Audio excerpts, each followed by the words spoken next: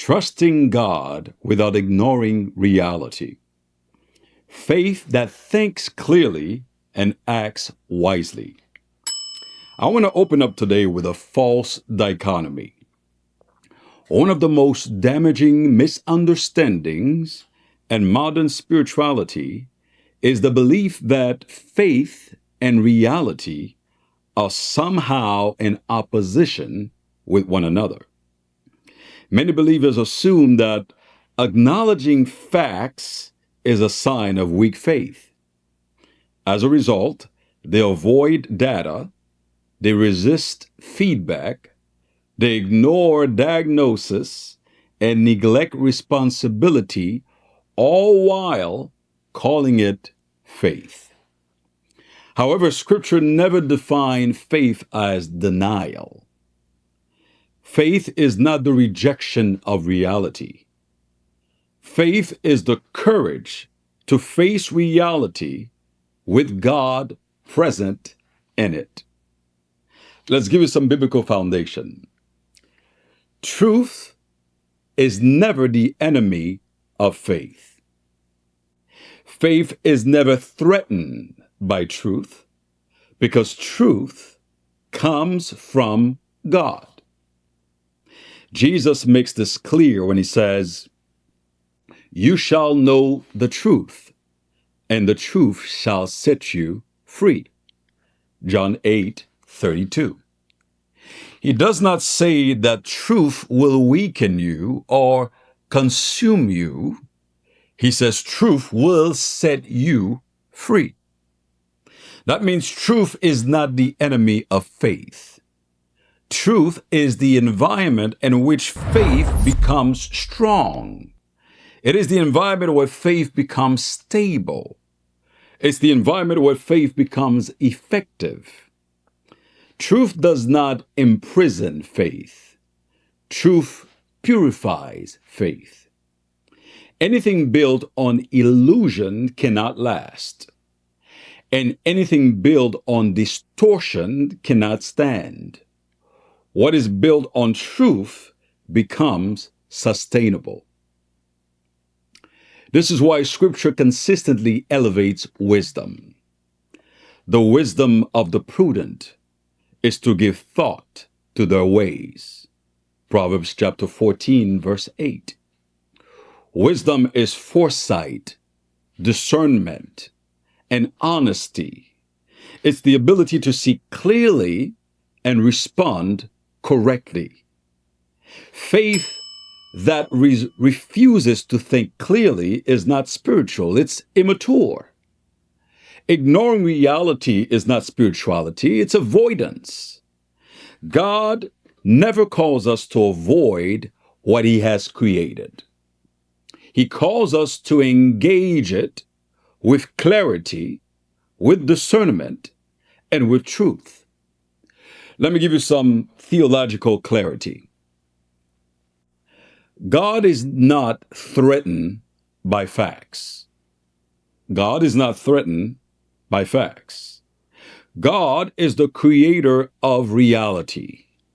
Therefore, truth is never a threat to Him.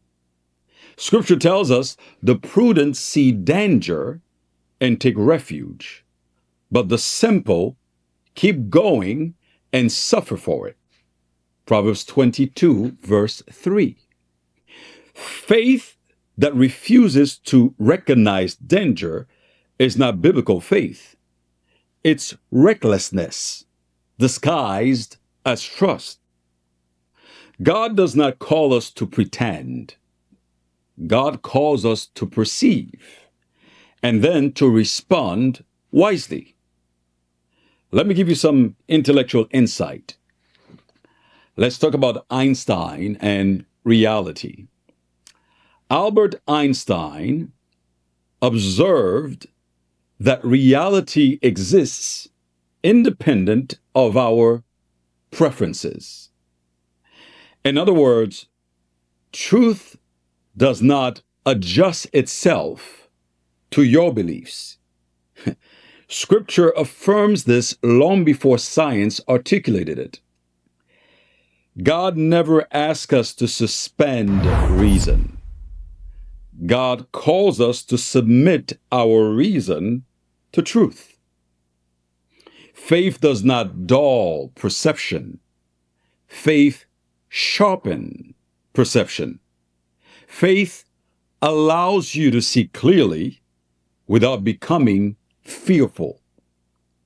Biblical case that's going to help you today is the case of Shadrach, Meshach, and Abednego. We see this principle embodied powerfully in the lives of Shadrach, Meshach, and Abednego. In Daniel chapter 3, these three men are confronted with a very real and immediate situation. They are commended to bow before the image of King Nebuchadnezzar. And if they refuse, they will be thrown in a blazing furnace. They do not deny the reality of the fire. They do not pretend the threat is not real. They acknowledge the situation fully, yet they respond with unwavering faith. They said, if we are thrown in the blazing furnace, the God that we serve is able to deliver us from it. ... But even if he does not, we will not serve your gods. Daniel chapter 3, verse 17 and 18. That's not denial. That is clarity combined with conviction. They acknowledge the reality and they anchor themselves in truth. Can you do that? And what happens next is critical. God does not remove them from the fire. God meets them in the fire. Scripture tells us, look, I see 4 men walking around in the fire, unbound and unarmed, and the 4th looks like a son of the gods. Daniel chapter 3, verse 25. God did not eliminate the situation. He reveals his presence within it. This is the nature of biblical faith. Faith does not always change the environment immediately. Faith changes your posture within the environment and invites God into it. Here's something for your soul formation. Something between courage and honesty. Facing reality is not primarily an intellectual challenge. Facing reality is a matter of the soul. Because the greatest resistance to truth is rarely outside of us. The greatest resistance to truth is within us. Many people do not avoid truth because they cannot see the truth. They avoid the truth because they are not ready to confront what it requires. Denial becomes a form of self-protection.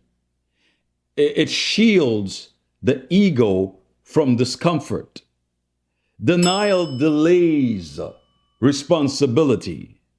Denial preserves the illusion of control. But denial also delays growth.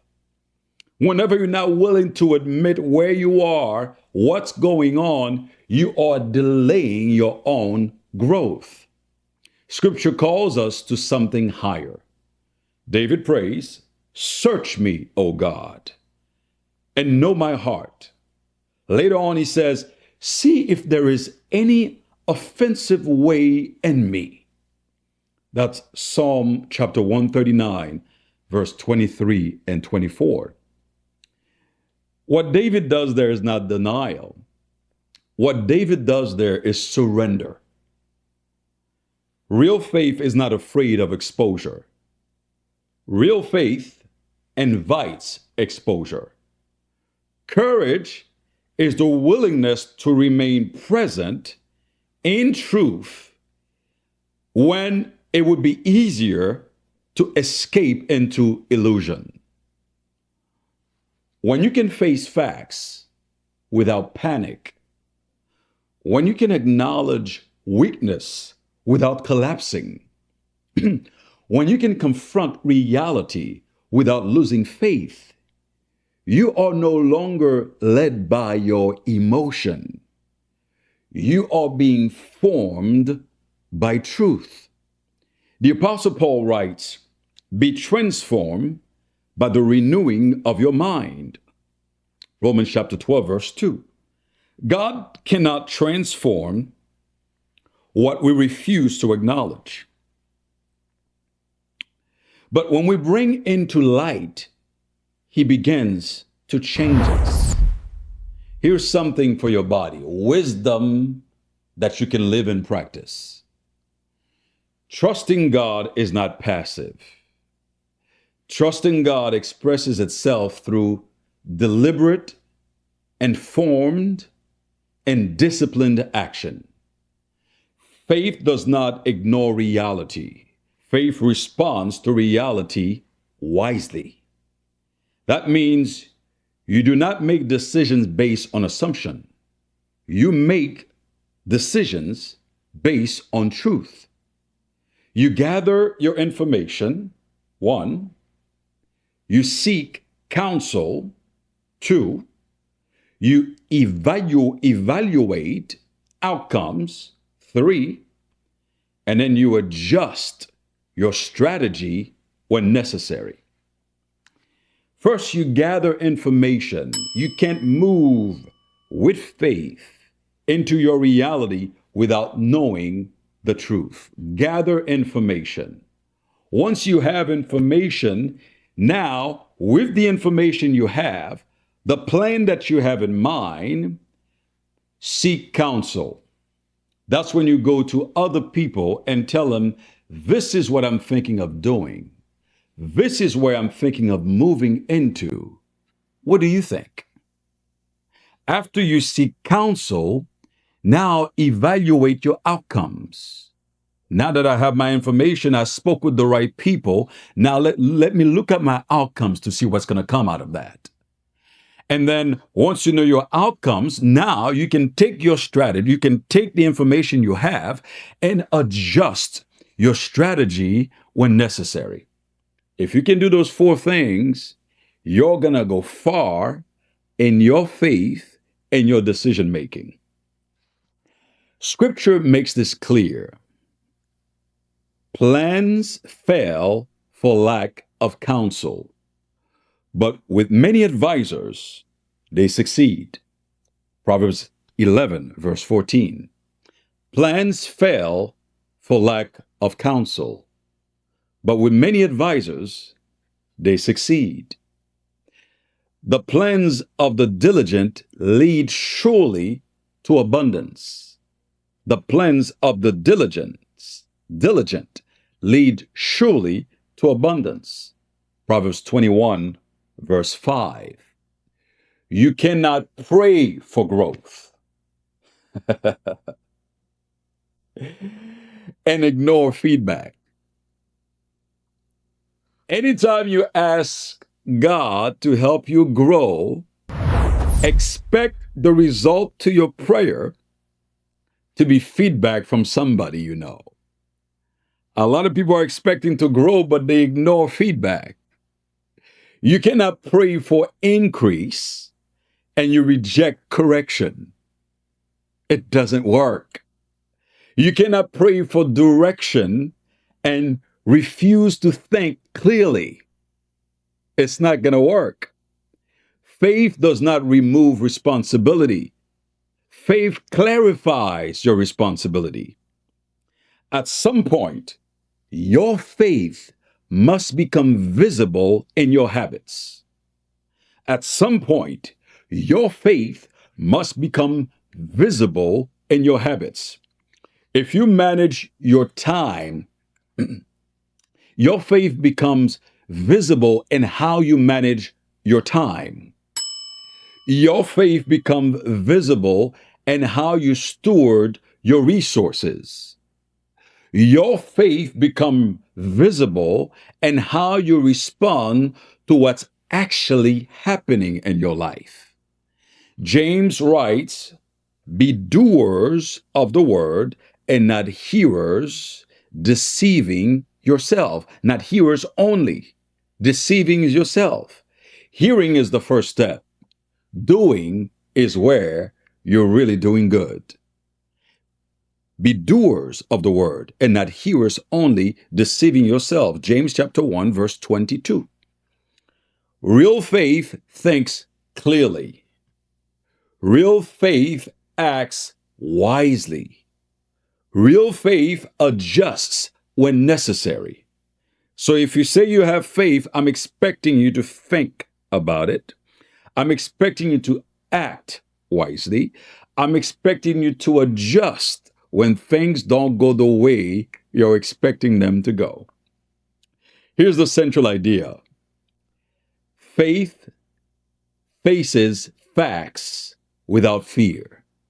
Faith faces facts without fear. Denial delays your growth. God works best with honesty. Before we close, let me add one more thing. If you want to set yourself up for success this year, my book, Tall Like a Tree, 4 Secrets of Going Further Than Others, share the principles that help individuals grow, stand firm, and go further than most people ever will. Before I close, I'll reintroduce myself. My name is Max Désir. I'm a pastor, theologian, author, and builder. Later this year, we will be launching Star Church. Star stands for Spiritually Trained and Renewed. Star Church is a church for every nation. We exist to seek the lost, strengthen the saved, and stretch the leaders. Our vision is to become a life-giving learning center that develops individuals to learn deeply, grow intentionally, and serve faithfully, which is resulting in the renewal of spirit, soul, and body for kingdom impact. If this message resonates with you, do the next step. Subscribe, follow, like, share, and follow the information on the screen to join our Star Church launch team. If you're creative, we're looking for you. Singer, actor, model, we're looking for you. Musicians, we're looking for you. Somebody with a good attitude, we're looking for you. You know, customer service, we're looking for you. You got business ideas, we're looking for you at Star Church. Because we're not building hype, we're building people. May the Lord bless you and keep you. May the Lord make his face shine upon you and be gracious to you. May the Lord turn his face towards you and give you peace. Numbers chapter 6, verse 24 to 26. Here's my declaration. Jesus is Lord. I believe it, I proclaim it, and I will see it come to pass. Take care.